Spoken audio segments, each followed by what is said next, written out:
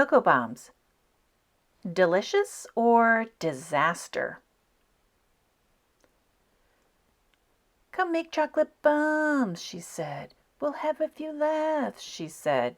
Okay, so I want to preface this video by stating I'm pretty crafty and can take on making a lot of different things.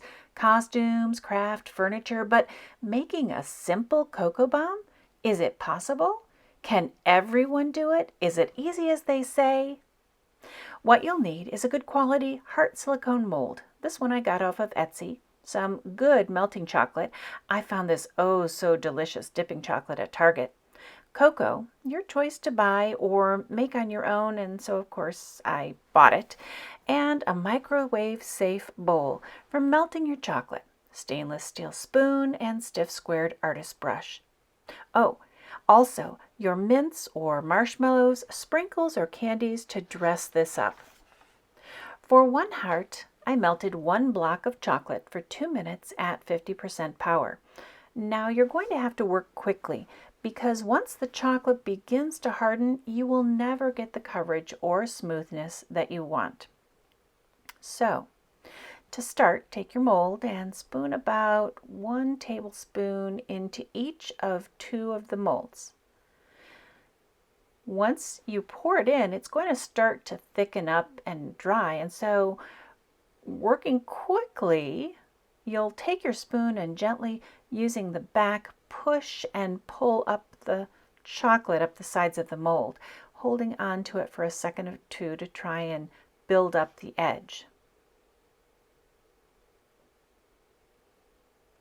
Notice wherever you pull, it's going to leave empty spots, and this can become a disaster area in making chocolate bombs. You want chocolate to be thick and have full coverage. If you don't, when you pop these out, they'll break.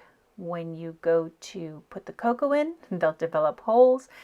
I actually thought it was kind of a disaster, but it took me some attempts to try and figure this out, and probably you can too. Probably much quicker than I did. Anyway, keep working those edges, pulling the chocolate up, trying to thicken up the edges, and then make sure to go back quickly before your chocolate hardens and pour in the liquid chocolate to fill in the holes and dry evenly.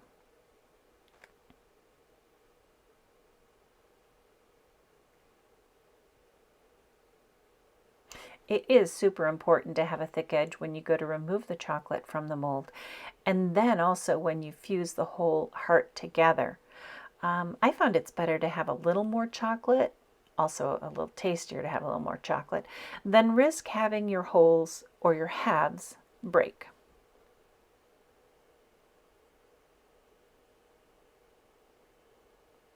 Remember to keep building up your edge. If you need to come back, I found also as I was working through this that it was really simple once you've let it harden in the refrigerator, that you go ahead and get freshly liquefied chocolate and dab it on the edges. Now, I saw someone else had success using the painter's brush to try and build their edges before the whole thing hardened. So I tried this also, but be careful again not to create thin spots or holes. And really, out of the two, using the brush or the spoon, I found using the spoon as the chocolate thickened was my best bet in doing this. Another tip is to flip over your mold while drying. The chocolate will pull from the base and flow to the edges. Something I did, but sometimes it didn't work. Anyway, after drying, gently and slowly pull from the edges to allow the chocolate to pull away from the mold. Put your fingers behind and push up gently with one hand as you peel away the mold with the other. Here's where you've got to be careful. If it doesn't pop out clean, you probably can't use that half because it won't seal with another half. Sort into usable and cracked halves. You may have to try and remelt and remold those that have cracked, but sometimes you find that your chocolate will turn different colors, or it will actually seize up, which is when it hardens and thickens and you really can't use that chocolate again. After you've sorted, you want to make sure you have a heated non-stick pan. So I heat it on low for a few minutes, then place it on a trivet next to me. Take one heart, half, and put it in the pan, and you'll see it kind of melts just a tiny bit. It leavens the whole side, the whole half, and then also creates that stickiness. Quickly scoop, without getting any on the melted edge, about 1.5 tablespoons of cocoa into the heart. Follow quickly with candies, tiny marshmallows, as many as you can fit in.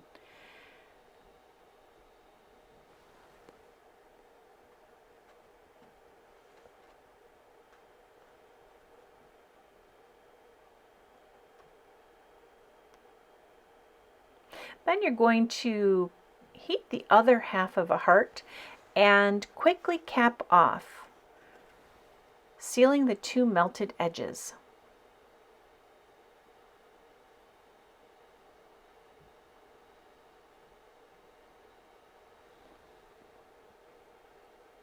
The two melted edges act like glue, and once again, if you get a little cocoa powder on there, you will not have a good seal.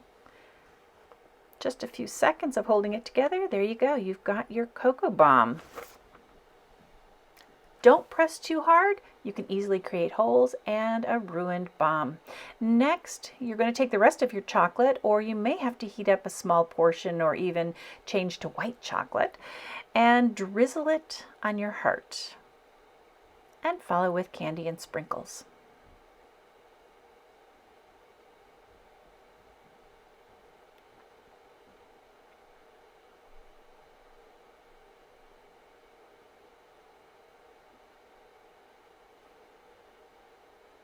Hey, I did it! Well, sometimes I did it. As a newbie not experienced with chocolate, I had as many hits as misses, mostly holes or halves that wouldn't seal because the melted chocolate had cocoa powder on it. And I even had times when it seized, when it rendered the chocolate stiff as a board and unusable. But in the end, I had fun learning and got a great review. Best chocolate I ever had. And figured out that chocolate drizzled candy sprinkles can cover a multitude of mistakes.